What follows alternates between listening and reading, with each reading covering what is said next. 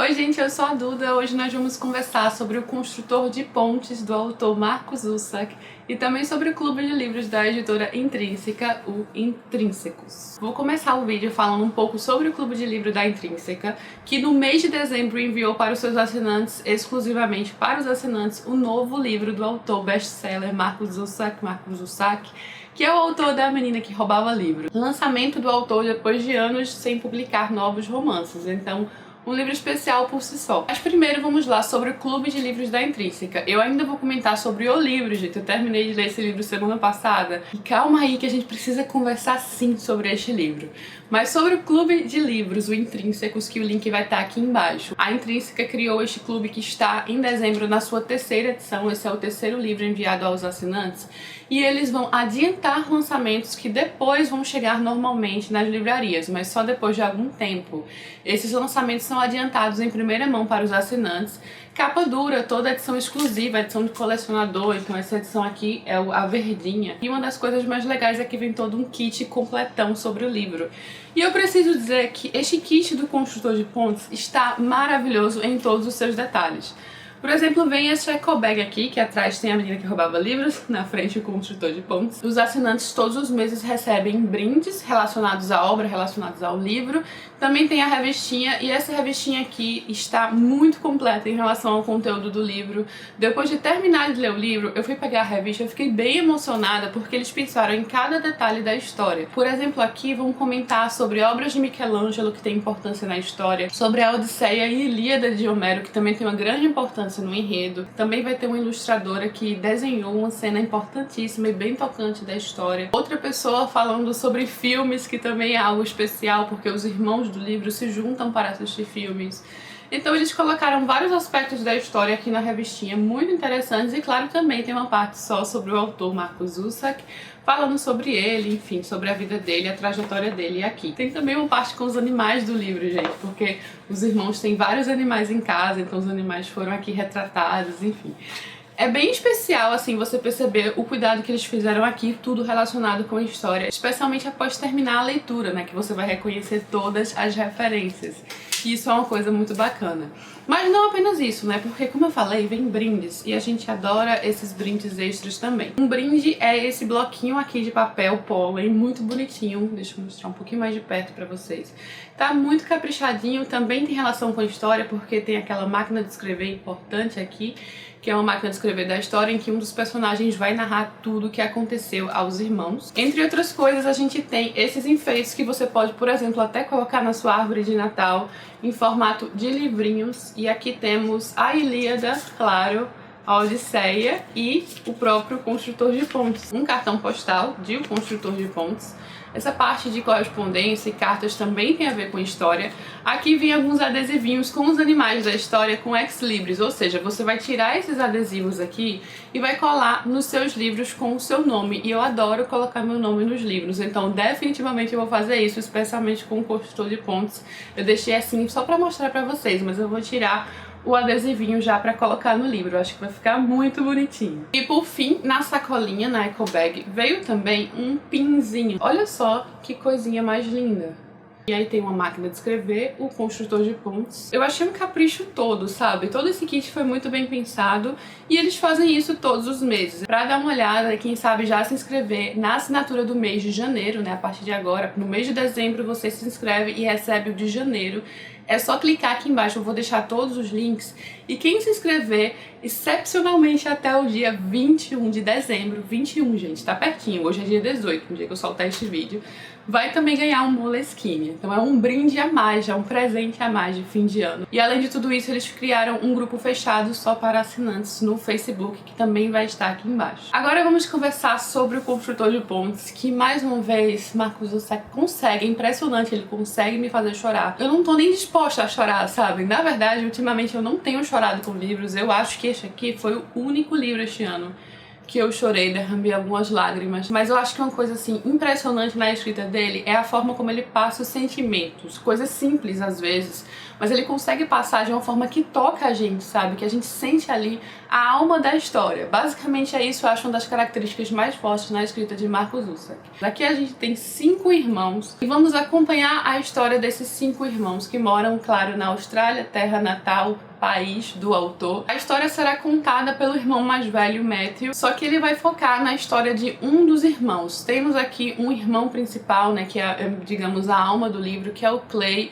tanto que o nome desse livro em inglês é Bridge of Clay, ou seja, a ponte do Clay. Também tem a questão de Clay significar em inglês argila, que poderia ficar ponte de argila, ponte de Clay ou construtor de pontes, que ficou um título muito incrível. Então este irmão é a figura principal aqui em que gira toda a história do livro, mas é claro que ao contar a história de um desses irmãos, que é o 4º irmão, ele não é o irmão mais novo, ele está na fila de irmãos, ele é o 4º, ele também vai acabar contando toda a história da família, tanto dos seus pais, como o que aconteceu antes com seus pais, sabe? Antes mesmo deles nascerem. E em meio a tudo isso, e pela forma como o autor desenvolve essa história, que é um livro meio grossinho, né? Tem mais de 500 páginas, a gente vai acompanhar de uma forma bem real, sabe? Bem palpável, assim, a vida dessas pessoas. A gente vai descobrir o que é que aconteceu com a Penélope, que é uma figura aqui também importantíssima, a mãe dos meninos, também chamada de Penny aqui na história. Na verdade, ela é uma imigrante, ela precisou sair de seu país natal e recomeçar a vida do nada, inclusive aprender um novo idioma. Uma coisa incrível que Markus Zusak faz em seus livros é mostrar como cada um dos acontecimentos, cada comportamento e atitude de personagens completamente desconexos lá atrás vão influenciar no presente. Por exemplo, eu marquei um desses momentos só pra conseguir passar pra vocês exatamente o que eu quero dizer. Enquanto o Matthew tá narrando e falando determinada coisa, ele fala: volta e meia penso nisso, em como queria ter estado lá com ele. Como aquele que logo lhe daria uma surra, o derrubaria e o puniria por seus pecados, lamenta por não saber de tudo na época. Eu teria tomado aquele menino nos braços e falado bem baixinho. Eu teria dito: Clay, vem pra casa. Então a questão aqui é que agora o narrador é onisciente, né? Na verdade, o narrador agora sabe de tudo o que aconteceu. Ele sabe da história prévia de todos, ele sabe de tudo que estava por trás, mas no momento em que a história se passa, em que ele narra essa história, ele desconhecia vários fatos. Mas agora que ele está contando, sabendo disso de antemão, ele às vezes vai soltar uma dessas assim na história, sabe? Então assim, o personagem, por ter feito tal coisa, não sabia que tal coisa ia acontecer. Às vezes ele vai dizer: essa é a última vez que a gente vai ver essas pessoas fazendo isso. E a gente já fica com o coração na mão assim, pensando o que é que raio vai acontecer. Então ele deixa uma grande expectativa, e ele já fazia isso na Menina que Roubava Livros. É bem um toque especial da escrita do autor, porque em vários momentos a gente lembra coisas da escrita da Menina que Roubava Livros, a forma como ele se expressa, a forma como ele conta a história. E eu amo aquele outro livro, sabe? É um dos meus livros favoritos, um livro bem especial pra mim. E foi simplesmente fascinante acompanhar toda essa nova história, com toda a força que ele coloca aqui na história. Sendo bem sincera com vocês, quando eu comecei essa história, eu achei de início a narrativa assim meio esquisita, sabe? Fiquem tranquilos se vocês também sentirem isso, porque a construção narrativa é meio diferente, assim, a forma como ele começa contando, especialmente levando em consideração que a gente ainda não sabe muito bem sobre a história. Então ele apresenta os personagens a partir de determinada perspectiva já, ele começa do final, depois volta, e os tempos vão sempre mudando, mas a gente se situa muito bem aqui.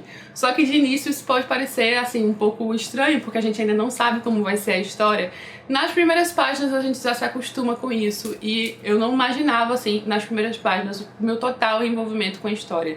Porque tem muito sentimento, é uma história muito bonita da amizade entre os irmãos, de família, perdas, recomeços e traumas também, coisas que marcam nossas vidas, o fato de termos que seguir em frente, mesmo sem as pessoas que amamos, ou também com as pessoas que amamos, como isso nos ajuda, né? Estar rodeado das pessoas que nos entendem, das pessoas que gostam e nos amam da forma como nós somos, e as particularidades de cada um desses familiares, os erros e os arrependimentos, sabe? Então é uma história que passa muita vida, e isso é incrível neste livro. No final das contas, o que realmente conta aqui, o que é realmente especial, são os sentimentos que o autor consegue passar, é a vida que o autor consegue passar, as coisas que faziam parte da vida deles. Como eu mencionei em relação à revista, tem uma questão aqui muito forte com um livro que fala sobre Michelangelo. Tem a Odisseia com um grande papel aqui, uma grande importância, a paixão de um desses irmãos por animais, a relação que esses personagens têm com a música por conta de sua mãe que tocava piano.